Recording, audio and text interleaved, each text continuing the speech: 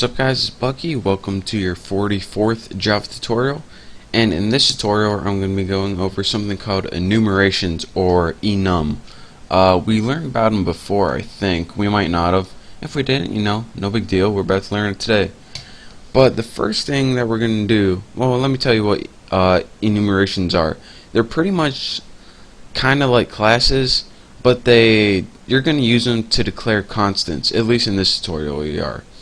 So let's go ahead, and anytime you want to do this, instead of public class tuna, you put public enum, E-N-U-M, and now you can use this in a specific way. So like I said, the first thing we're going to want to do is declare a bunch of constants of the enum type. So let's go ahead and make some constants, or these are pretty much going to be like variables that never change. So I'm going to make like 3 names, Bucky, and these are in essence objects. So let me give these a few parameters and then you'll see why later on. Bucky, let's give the first parameter a description word of the object, and I'm going to put nice, since I'm doing this tutorial, might as well say something good about myself. And then let's just go ahead and put a string about like how old they are or something. I'll make it interesting for the other 2 ones. Now, let's think of a next person. Let's think of, we'll do constants of my first girlfriends. So, my first one was Kelsey, and she was a cutie. It was 5th grade. She was pretty cute. And, let's see, when I went out with her, I was 10 years old. And now I'll put a comma, because we're not done with our entire enumeration list.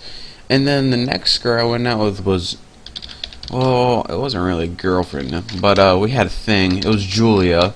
She was a big mistake, and I was 12 years old when I went out with her. So now we're done. We got 3 constants. Let's go ahead and end this statement with a semicolon. Now, what we're going to do, since we just made objects, and again, each constant is an object, and it's going to have its own set of variables in this entire enumeration. So let's go ahead and give it 2 variables that we're going to use later. Private final, since we don't want them to change, string, since that's what we just made, since we're in quotation marks, and we'll put DSC for description, and we'll copy this entire thing, copy, paste, and we have description right here, and what's a good name for this? Year or something. Year. So now we have 3 objects, which are actually enumerations, we'll call them, or constants, and they each have a set of their own variables, 1 for description, 1 for year. So now what can we do? What do we usually want to do when we create these? Well, the first thing that we're going to want to do is create an enumeration constructor. So let's go ahead and do that by, of course, typing the name of your class, and then you probably want to put your 2 variables in. Put string, description, and make sure, since this is we're gonna use this, make sure this is different than this, and you should know why. And then just put string, and let's put birthday or something. It isn't their birthday, but I don't want to get confused at all. I can't put YR or something because it would just confuse me, I'm easily confused. Got something to say about it? Didn't think so. So now let's put DSC, or whatever you declare it up here, just put it equal to description statement, and then go ahead and put birthday year equal birthday. And now what do we got? Anytime, here's what's going to happen with Bucky. It's going to say, alright, with the object Bucky, give it 2 variables, a description and a year.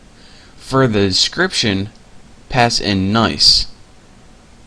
In this 22, we're going to see is birthday, so set year equal to birthday. So now we can work with DSC and year. Good enough? But now that we have a constructor, we just pretty much set these variables equal to where they need to be. We have no way of getting the variables yet, so let's go ahead and create 2 methods that we can get the variables. So public string, since it's going to return a string, and put get description, or get des if you're lazy, which I am, so hey, it works out.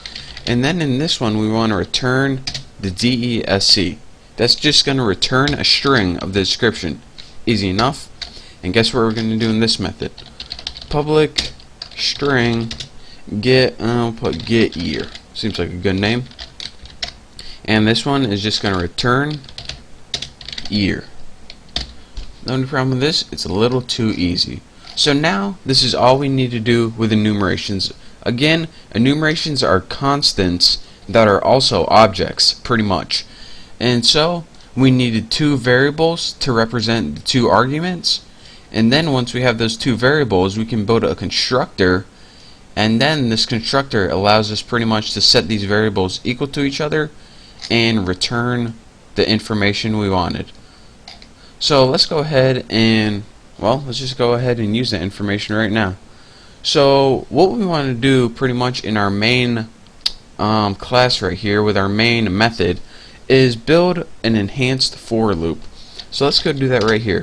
For, and the first parameter you need is of course the class name and the variable that you want to use in your for loop. Like we used like description right here. This is just a variable that we just made up. This is going to be the variable that we just made up right here. And that's the first, like, it's pretty much what you want to call your objects when you loop through them.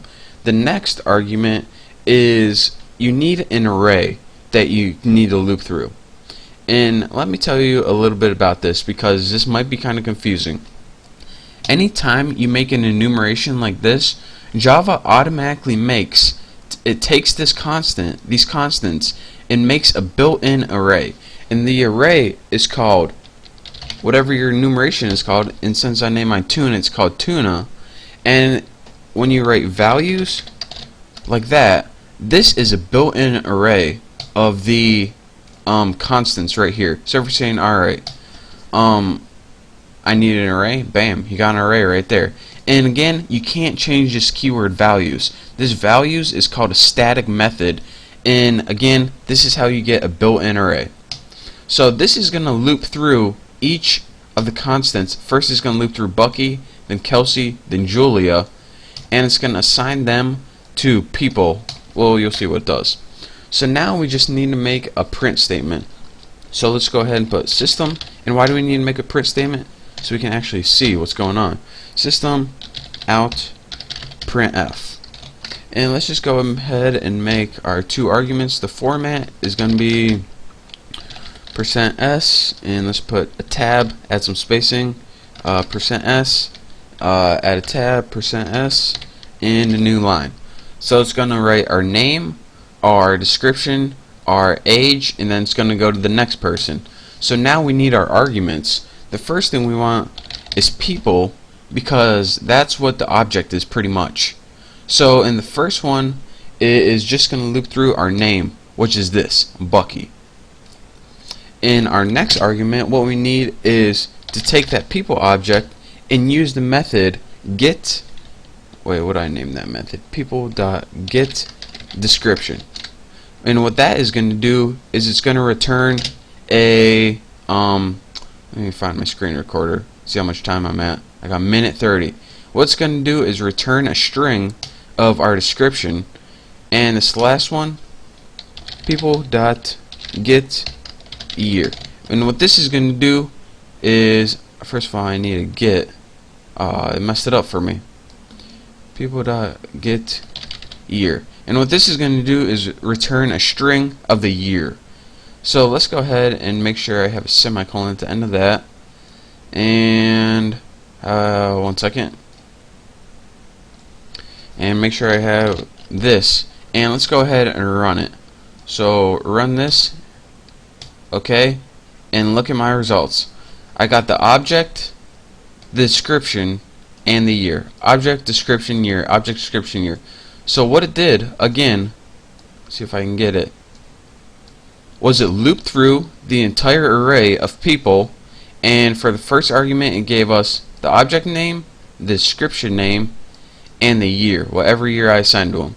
So in the next tutorial we're going to be going over this some more, but thank you for watching. Don't forget to subscribe, and I will see you next tutorial.